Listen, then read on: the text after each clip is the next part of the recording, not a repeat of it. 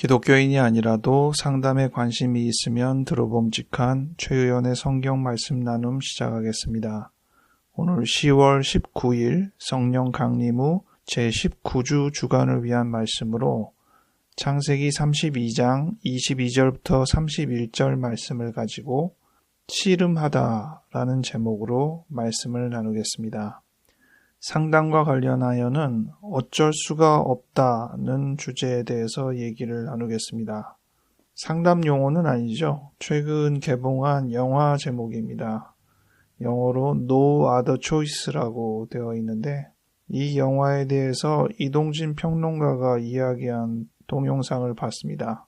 저도 충분히 공감하게 된 부분은 영화는 주인공으로 하여금 어쩔 수가 없다는 왜곡된 사고로 파국으로 치닫는다는 것이죠. No other choice. 다른 선택지는 없다. 다른 대안은 없다는 생각으로 인해서 상황이 안 좋게 복잡하게 흘러간다는 것입니다. 객관적으로 보면 다른 대안이 없지는 않았다는 점을 평론가가 이야기했는데 상담하는 과정 속에서도 이 영화에서 말하는 것과 비슷한 왜곡을 많이 보입니다. 충분히 다른 대안이 있음에도 불구하고 그런 대안이 없다고 생각하는 왜곡이죠. 오로지 한 가지 방법밖에는 없다고 잘못 생각하는 것입니다. 반대의 왜곡도 있습니다. 충분히 대안이 있다고 생각은 하지만 사실 대안이 없는 거죠. 이것은 사실을 직면하지 않는 사실을 부정하는 인지와 비슷하다고 할 수 있겠습니다. 다른 대안이 있음에도 불구하고 없다고 생각하는 인지 왜곡은 사고의 경직성을 생각하게 되죠. 오로지 한 가지 생각밖에 못하게 된다는 것인데 이런 경직성이 나타나는 대표적인 예로 파라노이아, 의심증과 하이포콘드리아시스, 건강염려증을 들 수 있습니다. 파라노이아는 다양한 어떤 가능성들을 다 배제하고 자기가 생각하는 한 가지의 방편으로만 생각을 결론냅니다. 나를 미워한 것이다. 이것은 나를 공주로 몰아넣으려는 것이다. 라든지 오로지 한 가지의 결론으로 어떻게 보면 자기가 생각하는 그 부분으로 모든 것을 짜맞추려는 경향처럼 보이기도 합니다. 건강염려증도 비슷해요. 신체에서 나타나는 여러 현상을 가지고 어떤 병의 증상으로 취급을 하는 것이죠. 그런 신체 현상이 이럴 수도 있고 저럴 수도 있다는 다양성들보다 결론을 정해놓고 생각하는 것이냐, 위암이다. 이렇게 판단하고 거기에 다 끼워 맞추는 느낌처럼 보이는 겁니다. 어찌 보면 상황들을 조금 더 객관적으로 하나하나 살펴서 자료를 충분히 조합해서 결론을 내리기보다 단편적인 어떤 하나로 인해서 훌쩍 결론으로 뛰어넘는 것처럼 보일 수 있는데 이러한 경직성과 흡사한 사고 태도로 직관이 있습니다. 직관은 한 20개 정도의 정보로 인해서 도출될 수 있는 하나의 결론을 한두 개의 정보만 가지고 비슷한 결론으로 도출해내는 경우가 있거든요. 선 경험의 어떤 부분이기도 하고 생각의 연결 때문에 나타난 것이기도 한데 그야말로 머리에 전구가 반짝 들어오는 것처럼 직관력은 중간 과정들을 훌쩍 뛰어넘어서 결론을 내리죠.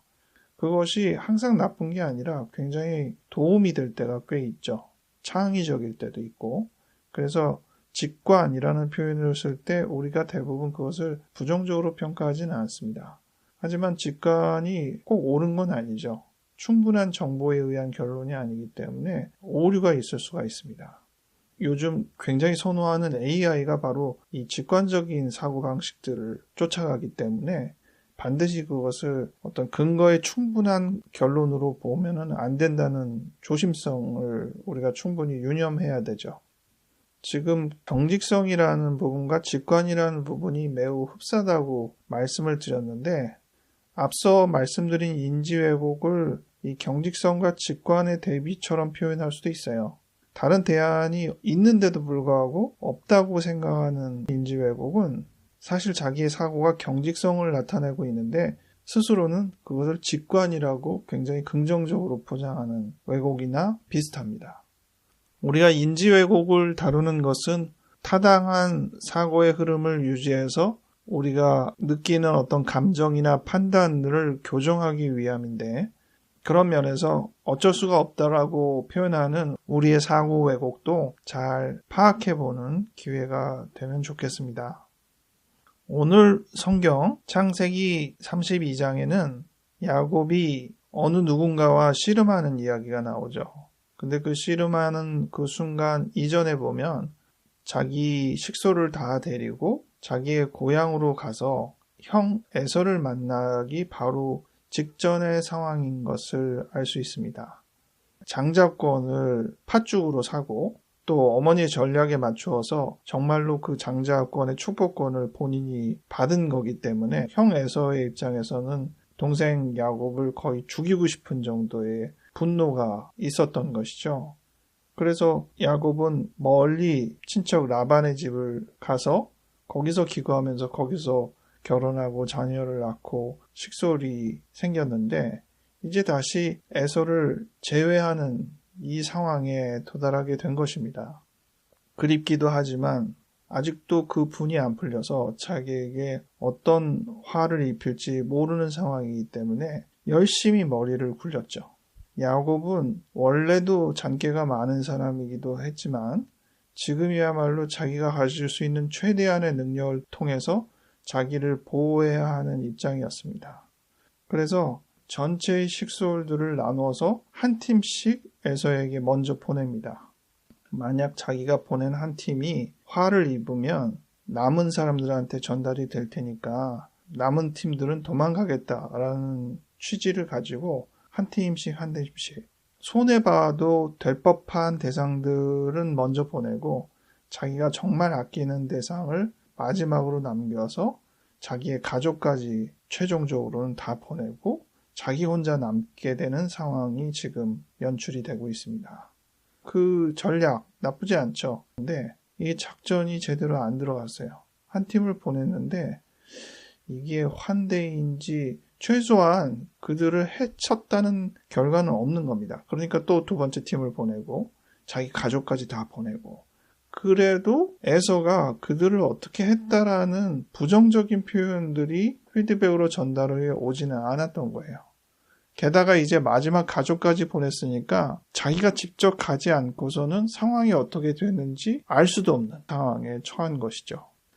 만약 앞서서의 상황에서 뭔가 부정적인 결과가 나왔으면 역시 하면서 자기의 전략이 맞았다고 대안이 분명할 수 있었을 텐데 이거는 다 해봤는데도 별로 통하는 게 없으니까 정말로 이게 내가 가면 환대를 받게 될 건지 지금까지는 계속 참았다가 내가 가면 이제서야 이제 처단이 되는지 도무지 이제 짐작이 안 되는 것이죠. 즉 그가 갖고 있는 모든 대안을 다 쓴 상황이라는 겁니다. 야곱은 최소한 지금 앞서서 설명드렸던 그런 인지적인 왜곡이 없어요. 정말 현실적으로 어쩔 수가 없는 상황에 빠진 것입니다. 그때 그는 씨름을 하게 되었다는 것이죠. 제가 이 본문을 가지고 2020년에 말씀 나눔을 한 내용을 먼저 보았는데요. 필요하면 그 부분도 참고하시면 좋겠습니다. 오늘은 아주 간단하게만 결론을 내릴 거예요. 우리가 씨름이라는 단어를 실제로도 많이 쓰잖아요.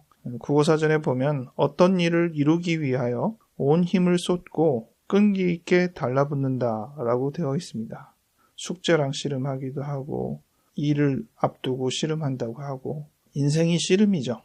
지금 야곱도 자기가 생각하는 모든 전략들을 이제 다 써먹고 이제 남은 게 아무것도 없다는 그 현실 앞에서 마지막으로 씨름하는 한 부분은 오늘 성경의 본문에 의하자면 씨름이냐 축복이냐 이 부분의 종착지로 향했던 것입니다. 씨름은 이기고 지고 하는 싸움이에요.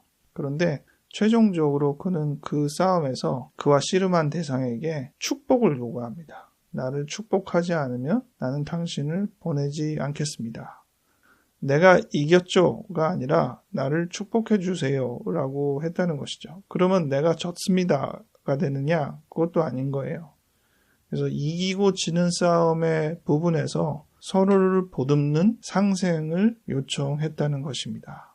어찌 보면 형 에서와의 재회에서 누가 더 우위에 있느냐라는 부분보다 그동안의 많은 감정들을 다 뒤로하고 가족으로서 갖는 깊은 유대를 회복하고자 하는 화해의 손길을 더 중요하게 생각했다고 볼 수도 있겠죠.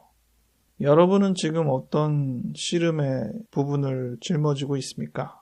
그리고 그것이 갈수록 대안이 없어지고 결국 어느 하나는 망해야만 끝나는 극단적인 특성으로 치우치고 있습니까? 아니면 그 안에서 조금 더 다른 대안이 나오거나 다른 희망이 나오거나 서로에게 좋은 일들로 나아가고 있습니까? 우리가 정말 대안이 없다고 그것이 정말 현실이라고 느끼는 그 순간에 우리가 씨름해야 할 것은 무엇입니까? 잘 집중할 수 있는 기회가 되기 바랍니다. 기도하겠습니다. 하나님 아버지, 인생에 많은 씨름이 있는데 현재 우리가 짊어지고 있는 씨름이 무엇인지 잠시 되돌아봅니다. 야곱도 인생이 굉장히 중요한 국면에 씨름을 하였습니다. 그는 그 씨름을 통하여서 이기고 지는 싸움의 문제가 아니라 서로가 서로를 축복하는 상생의 길이 중요하다는 것을 발견한 것처럼 보입니다. 우리도 정말 최종적으로 아무것도 남지 않았다고 싶을 때 어떤 것을 최종적으로 붙들게 될지를 생각해 봅니다. 바라기는 우리가 하나님의 사랑을 붙들 수 있도록 인도하여 주시옵소서. 감사드렸고 예수님 이름으로 기도하였습니다. 아멘.